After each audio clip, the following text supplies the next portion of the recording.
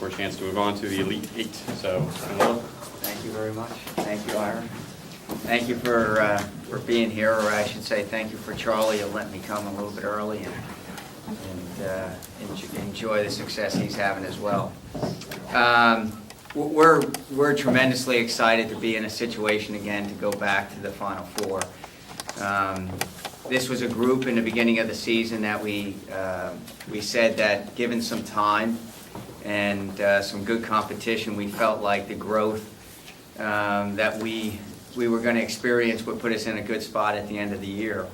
And I'm proud of our guys because after some challenges early in the season and our record not being the greatest early, we continue to work hard, to battle every single day, to believe in the process, and then in that found ourselves in a pretty good spot now at the end of the year. So there's been a lot of growth with this team. I'm very proud of the effort we put in and where we're at right now. What I do know as well, there's still a lot of growth in us, and we're looking forward to continuing the journey over the next week and hopefully another week after that. How good is Maryland? They're good. At this point, everybody left is pretty good. They're deserving of the number 2 seed going in.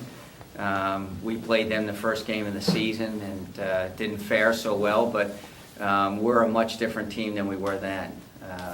But they're good. They're solid. They have some experience. They have some seniors that have guided them through the most of the year, and they're a deep team as well. And it's a great environment to play at Maryland as well.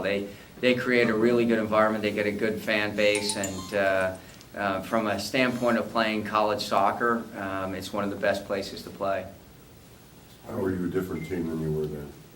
Well, in a couple of different ways. One is growth. You know, we played right from the beginning of the season. We had anywhere from 7 new guys on the field from a year ago.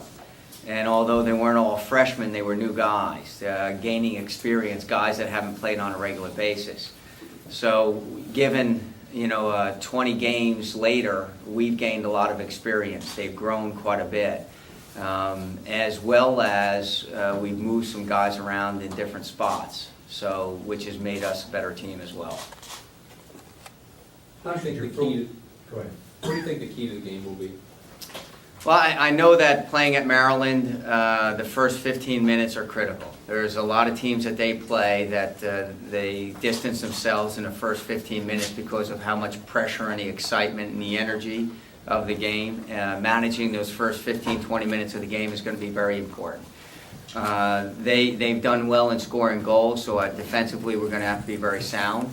Our pressure is going to have to be very good, and we're going to have to be good on the counter, and I think we have some guys that are very good on the counter. You've talked in recent weeks about how well your team's working out. You seem to be extremely pleased with that. The intensity is very good. The focus is very good, and I believe that we continue to improve each week. And one of the beauties of playing this time of year is that you have 1 game a week. Excuse me, that during the course of the season, when you're playing Wednesdays and Saturdays, it's all about recovery. There's not enough time to really train and improve because you're just recovering physically from the last game. And once you get to 1 game, you can actually start working a little bit more and start training a little bit better to improve. And over the last 3 weeks, I think we've gotten a lot better, and we continue to improve. Your offensive strategy is much like the U of L basketball team. You like to press. You like to cause pressure. It works better against other teams than others. How does it look like it'll stack up against Maryland? I think Maryland's a team that plays at a high tempo as well. So they're used to playing a fast-paced game. Like last year when we played them, it was a 4-2 shootout. I'm not saying that it will be the same this year, but the tempo of the game will be very high. I think both teams want to play a high-tempo pressing type game. They'll be comfortable with it, but at the same time, I think that when you press a team long enough and put them under, that much like we did to Northwestern, it paid off at the end of the game for us. Your team played Maryland, they played Indiana, they played against the toughest competition, toughest conference in the Big East. I mean, How does that help you going forward? Yeah, we're well prepared, well prepared. We played in a lot of big games already this season and played against, like you said, a lot of very good opponents, and I think we're well prepared to go into Maryland right now. Guys are excited about it, not in awe by any means, and getting excited about playing another match. You mentioned the first 15 minutes are critical. Does that alter your strategy as a coach? Do you go into more of a defensive shell to just try to weather that storm? I think it's the term we use is low risk. Early on, you play with less risk and you're a little bit more conservative in the play. And as the energy dies a little bit and the excitement dies a little bit, the game starts to open up a little bit more. So much of the early part of the game is played on adrenaline that once that dies off a little bit, then the spaces start opening up a little bit more and you can play. Is that typical of the way you play, or is that something that you would use specific to this game? Well, more and more so when you get into knockout games, especially, where you win and you move on. There's an urgency to what goes on. There's an urgency to the play, and because of that, especially in the first 15 minutes of tournament-type games like that, they tend to be a little bit hectic, a little bit frenzied, and a lot of energy. So we talk to our guys a lot about managing that just in general. At Maryland, it's even more critical. Dylan Mears is effective normally, but it seems like he likes postseason. He likes maybe step his game up. Well, you know what? I think 2 years ago, when we had to run in 2010, as a freshman, he actually faded a little bit in postseason. He had his most success early in the year in the conference play. He was very, very good. And the wear of the season, I think, took its toll against him in his freshman year. This year, he's gone the other way. I thought he started a little bit slow coming off the injury and has gained momentum all during the course of the year. He's playing his best soccer right now that he's played since he's been here. You said kind of when the draw happened, you addressed the team, you said one game at a time, don't look ahead.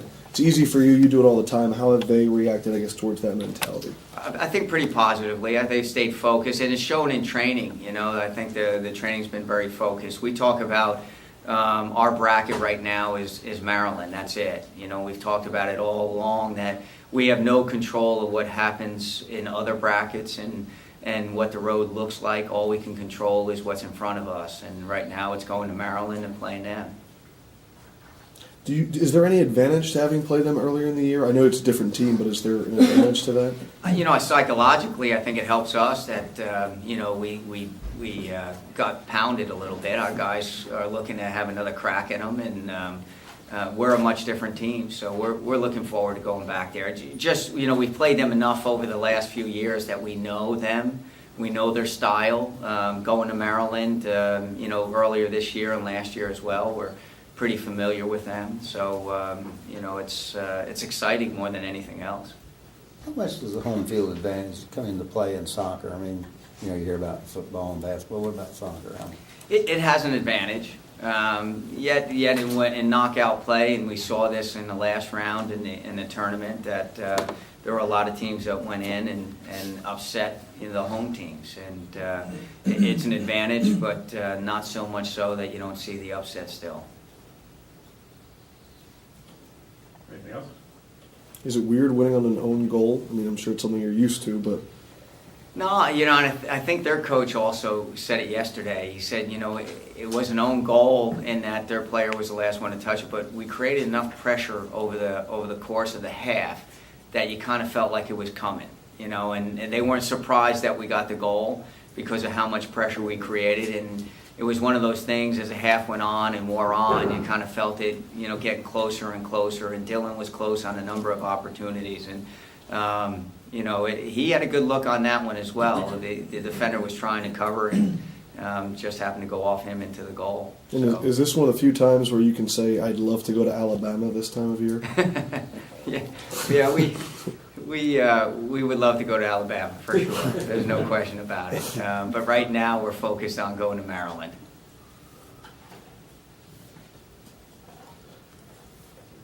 Cool.